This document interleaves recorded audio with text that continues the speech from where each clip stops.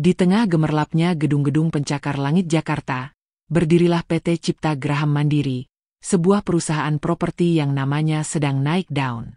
Di balik dinding kacanya yang berkilauan, ribuan karyawan berlomba mengejar mimpi dan karir. Namun, di antara mereka ada satu sosok yang seolah tak terlihat, namun selalu ada. Namanya Rudy. Cerita kali ini enggak kalah seru dari yang kemarin-kemarin. Tapi sebelum kita mulai, yuk dukung channel ini dengan tekan tombol like, subscribe, dan aktifin loncengnya. Jangan lupa komen juga di bawah. Kalian nonton dari kota mana aja nih? Setiap pagi sebelum matahari sepenuhnya menyinari ibu kota, Rudy sudah tiba di kantor. Dengan seragam office bau berwarna kuning dan peralatan kebersihannya. Ia menyusuri setiap sudut kantor, memastikan semuanya bersih dan nyaman untuk para karyawan. Lantai yang ia pel mengkilap seperti cermin, meja-meja bebas dari debu, dan aroma kopi segar dari pantry selalu siap menyambut hari. Rudy melakukan pekerjaannya dengan ketekunan yang luar biasa. Senyumnya tulus. Meskipun jarang sekali ada yang membalasnya. Baginya, semua orang di kantor ini adalah atasannya. Tapi ada satu atasan yang membuatnya harus menelan ludah setiap kali berpapasan. Pak Rahmat, manajer pemasaran. Pak Rahmat baru tiba dengan wajah kusut. Pak Rahmat melempar tasnya ke meja. Dengan kasar. Rudy, mana kopi saya? Sudah jam berapa ini? Kerja lelet sekali. Rudy yang sedang merapikan tanaman di sudut ruangan segera bergegas. Siap, Pak. Maaf, ini kopinya sudah saya siapkan. Ujar Rudy sambil menyodorkan secangkir kopi panas dengan hati-hati. Pak Rahmat menyeruput kopi, lalu wajahnya mengernyit. Apa ini? Kemanisan. Kamu mau saya kena diabetes? Hah. Ganti cepat. Tanpa membantah, Rudy mengambil kembali cangkir itu. Baik, Pak. Saya gantikan yang baru. Di belakangnya beberapa staf muda hanya bisa berbisik-bisik. Salah satunya Mawar, seorang staf junior yang baik hati menatap Rudy dengan iba. Perlakuan seperti ini adalah makanan sehari-hari bagi Rudy. Pernah suatu kali Pak Rahmat dengan sengaja menumpahkan berkas-berkasnya ke lantai yang baru saja dipel Rudy. Pak Rahmat berkacak pinggang. Lihat gara-gara kamu ngepel tidak benar jadi licin. Berkas saya jadi kotor semua. Dasar tidak becus. Padahal semua orang melihat Pak Rahmat sendiri yang ceroboh. Tapi tak ada yang berani membela Rudy. Rudy hanya diam, mengambil satu persatu kertas itu, mengelapnya dengan sabar, dan kembali mengepel lantai tanpa sepatah kata pun. Ia seolah menjadi karung pasir. Tempat Pak Rahmat melampiaskan semua kekesalannya. Ia diremehkan, dibentak, dan dianggap tak lebih dari sekadar bayangan pembersih lantai. Namun, tak ada yang tahu. Di balik tatapan tenangnya, Rudy merekam semuanya. Setiap kata, setiap perlakuan, dan setiap wajah yang ada di kantor itu. Ia menyimpan semuanya dalam memorinya. Menunggu sebuah hari yang akan mengubah segalanya. Hari-hari berlalu dengan rutinitas yang nyaris sama. Rudy tetap menjalankan tugasnya dengan sebaik mungkin. Meskipun seringkali harus menghadapi sikap ketus dan remeh dari Pak Rahmat. Tak hanya Pak Rahmat, beberapa karyawan lain pun ikut-ikutan meremehkan Rudy. Seolah kehadirannya hanya untuk memenuhi perintah dan membersihkan sisa-sisa aktivitas mereka. Seringkali Rudy mendengar bisikan-bisikan sinis di belakang punggungnya. Kerja jadi office boy saja bangga. Atau lihat tuh si Rudy lambat banget kerjanya. Namun Rudy memilih untuk tidak menggubrisnya. Ia percaya suatu saat nanti mereka akan melihatnya dengan cara yang berbeda. Di sisi lain, Mawar, staf junior di tim pemasaran diam-diam memperhatikan Rudy. Ia merasa kasihan dengan perlakuan yang diterima Rudy. Namun, ia juga tidak memiliki keberanian untuk membela. Ia hanya bisa memberikan senyum kecil atau anggukan singkat setiap kali berpapasan dengan Rudy. Sebagai bentuk dukungan moral, Rudy selalu membalas senyum Mawar dengan senyum tulusnya. Dalam hatinya, ia berterima kasih atas sedikit kebaikan yang ia terima di tengah lingkungan yang terasa dingin ini. Suatu sore, menjelang jam kantor berakhir, Rudi sedang membersihkan ruang rapat. Tiba-tiba ia mendengar suara langkah tergesa-gesa dan pintu terbuka dengan kasar. Pak Rahmat masuk dengan wajah merah padam, tampak sedang berbicara di telepon dengan nada tinggi. Pak Rahmat berteriak di telepon. "Tidak bisa begitu. Saya sudah berusaha semaksimal mungkin. Ini bukan salah saya. Apa direktur utama akan turun tangan langsung? Ini tidak adil." Pak Rahmat membanting teleponnya ke meja dengan geram. Ia berjalan mondar-mandir di ruangan itu, mengacak-acak rambutnya frustrasi. Rudi yang sedang mengelap meja di sudut ruangan berusaha untuk tidak terlihat dan tidak mengganggu. Namun, Pak Rahmat tiba-tiba menoleh ke arahnya dengan tatapan tajam. "Pak Rahmat, kamu sedang apa kamu di sini? Cepat keluar. Jangan sampai kamu mendengar urusan penting perusahaan." Rudi terkejut, namun ia segera menunduk dan bergegas keluar dari ruang rapat sambil membawa peralatan kebersihannya. Di luar, ia bertanya-tanya, urusan penting apa yang membuat Pak Rahmat begitu marah? Siapa direktur utama yang akan turun tangan? Ia tidak pernah melihat atau mendengar tentang sosok direktur utama selama ia bekerja di sana. Kantor ini seolah berjalan dengan sendirinya di bawah arahan para manajer. Keesokan harinya, suasana di kantor terasa berbeda. Ada desas-desus aneh di antara para karyawan. Mereka berbisik-bisik tentang kedatangan seseorang yang penting. Bahkan Pak Rahmat terlihat lebih gelisah dari biasanya. Rudi merasakan ada sesuatu yang akan terjadi, sesuatu yang mungkin akan mengubah suasana kantor ini selamanya. Namun, ia tidak menyangka perubahan itu akan jauh lebih besar dan lebih mengejutkan dari apa yang bisa ia bayangkan. Hari itu, Rudi kembali menjalankan tugasnya seperti biasa. Membersihkan setiap sudut kantor, menyiapkan kopi, dan sesekali menerima bentakan dari Pak Rahmat. Namun, di balik rutinitasnya, ia merasakan sebuah ketegangan yang tak biasa. Ia terus bertanya-tanya, siapa sebenarnya direktur utama yang akan datang itu dan bagaimana kedatangannya akan mempengaruhi nasibnya dan nasib karyawan lain di PT Cipta Graha Mandiri ini. Pagi itu, udara di PT Cipta Graha Mandiri terasa lebih dingin dari biasanya. Sebuah email mendadak dari Dewan Komisaris mengumumkan akan diadakannya rapat darurat bersama seluruh kepala divisi dan para manajer. Topiknya evaluasi kinerja dan arah baru perusahaan. Gosip menyebar secepat kilat. Inilah hari di mana direktur utama yang misterius itu akan menunjukkan dirinya. Di depan ruang rapat utama yang berdinding kaca, para karyawan yang tidak ikut rapat mencuri-curi pandang. Mawar ada di antara mereka. Wajahnya cemas. Ia melihat para petinggi perusahaan masuk satu persatu dengan wajah serius. Terakhir masuklah Pak Rahmat. Kemejanya terlihat licin disetrika. Tapi keringat dingin membasahi pelipisnya. Ia membawa setumpuk dokumen yang ia pegang erat-erat. Seolah itu adalah pelampung di tengah lautan. Sementara itu, Rudi sedang berada di pantry menyeduh teh untuk para peserta rapat. Ia meletakkan cangkir-cangkir itu di atas nampan dengan gerakan yang tenang dan mantap. Kontras dengan suasana kantor yang penuh kegelisahan. Di dalam semua petinggi sudah duduk melingkari meja mahoni yang besar. Mereka semua saling berpandangan, bertanya-tanya siapa yang akan duduk di kursi utama yang masih kosong di ujung meja. Pak Rahmat mencoba terlihat tenang.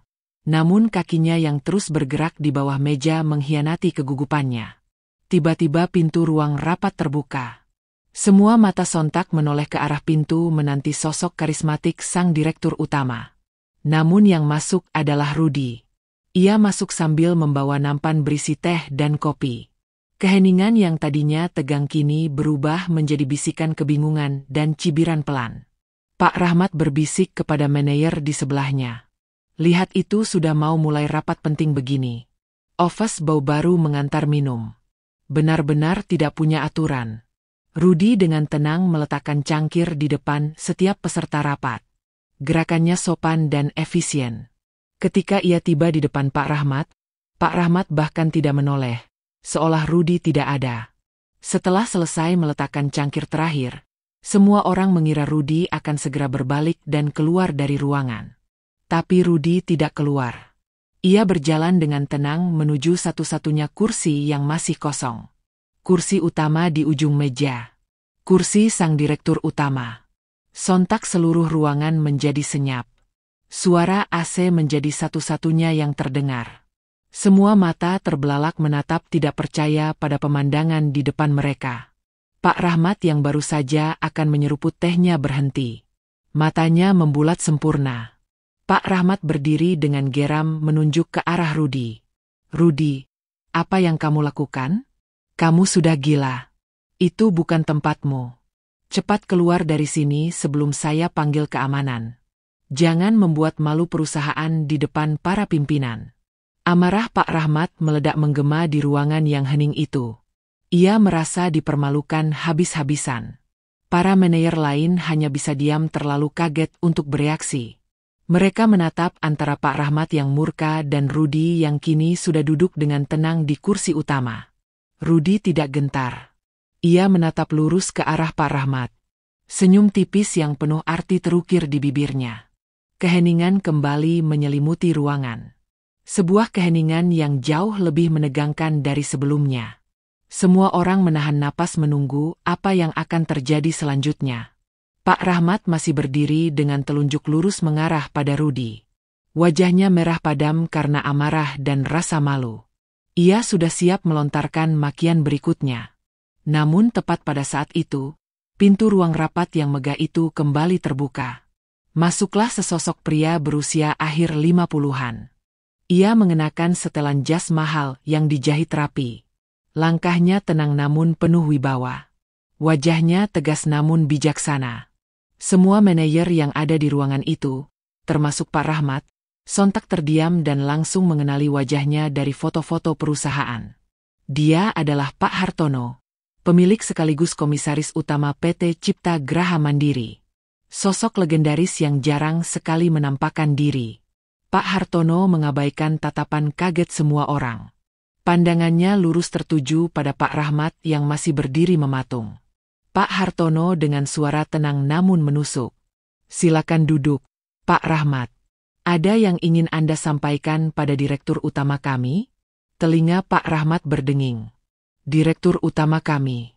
Ia menoleh dari Pak Hartono ke Rudi lalu kembali lagi ke Pak Hartono. Otaknya berusaha keras memproses apa yang baru saja ia dengar. Keringat sebesar biji jagung mulai mengalir di dahinya. Pak Hartono berjalan santai menghampiri ujung meja lalu berdiri di belakang kursi yang diduduki Rudi. Ia meletakkan kedua tangannya dengan mantap di bahu Rudi. Pak Hartono menatap seluruh peserta rapat.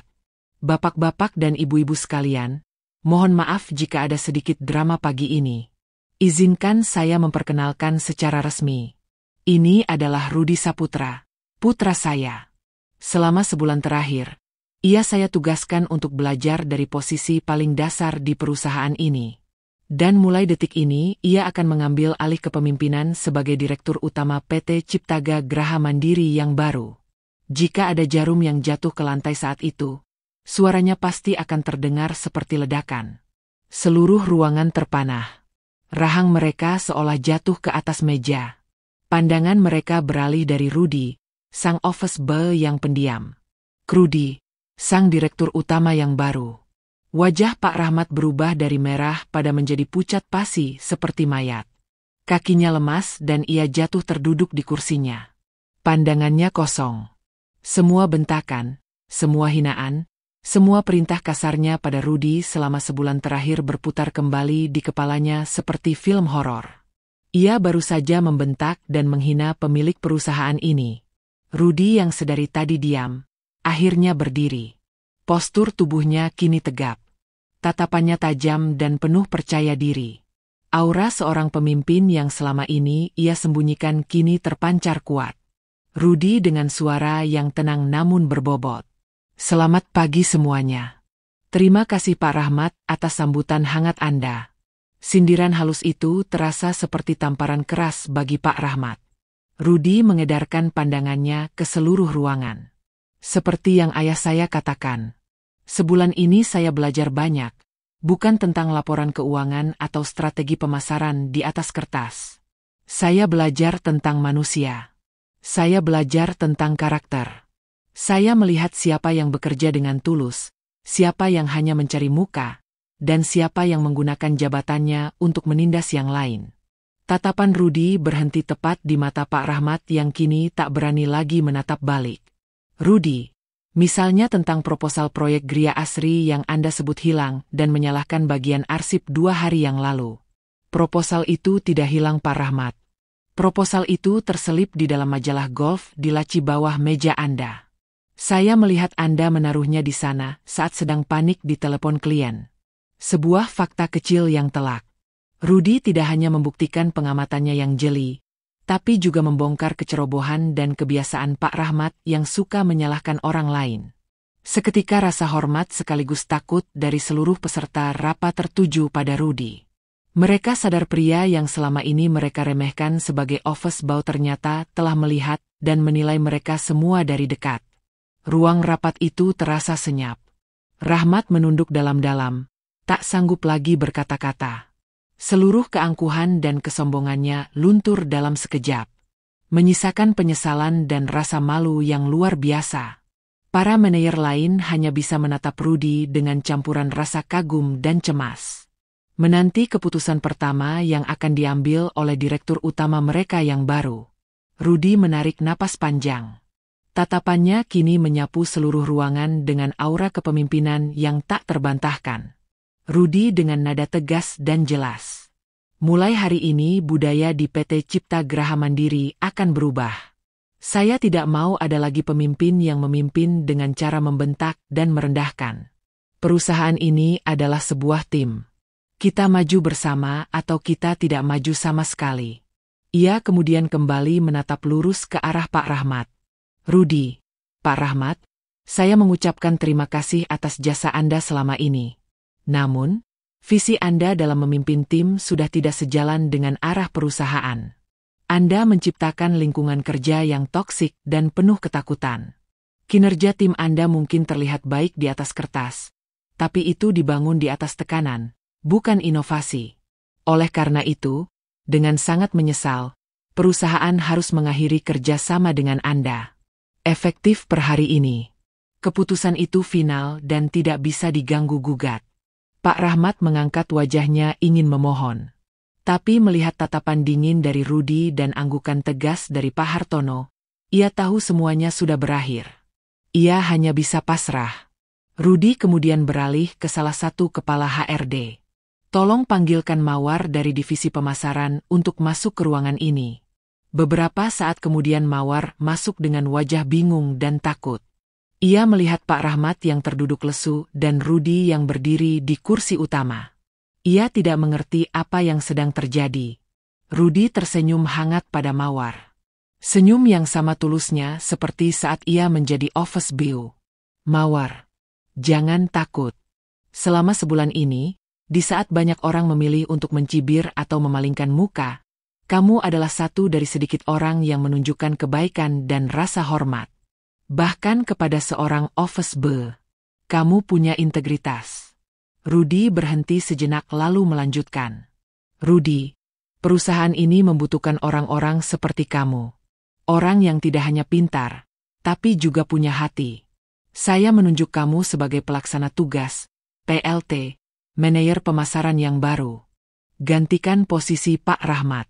Tunjukkan pada semua orang bahwa memimpin dengan empati dan rasa hormat bisa membawa hasil yang jauh lebih baik. Mawar ternganga. Matanya berkaca-kaca karena kaget sekaligus terharu. Ia tak pernah menyangka sikap sederhananya akan mendapat ganjaran sebesar ini. Dengan suara bergetar, ia hanya bisa mengucapkan, "Baik, Pak Rudi. Terima kasih. Terima kasih banyak." Hari itu menjadi titik balik bagi PT Cipta Graha Mandiri. Kabar tentang direktur utama yang menyamar menyebar ke seluruh penjuru kantor menjadi legenda. Rudi membuktikan dirinya sebagai pemimpin yang adil dan bijaksana. Ia menghargai setiap karyawan dari posisi manapun karena ia pernah merasakan sendiri berada di posisi yang paling sering diremehkan. Kisah Rudi mengajarkan kita sebuah pelajaran yang sangat berharga bahwa pakaian dan jabatan hanyalah sampul luar. Jangan pernah menilai seseorang dari pekerjaannya. Karena di balik seragam sederhana seorang office beau sekalipun bisa jadi tersimpan potensi dan nilai seorang pemimpin sejati. Kesombongan dan kekuasaan yang digunakan untuk menindas adalah awal dari kejatuhan.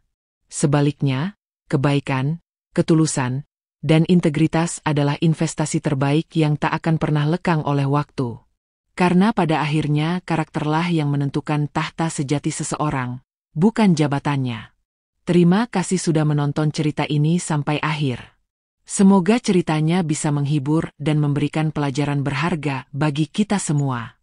Sampai jumpa di video selanjutnya.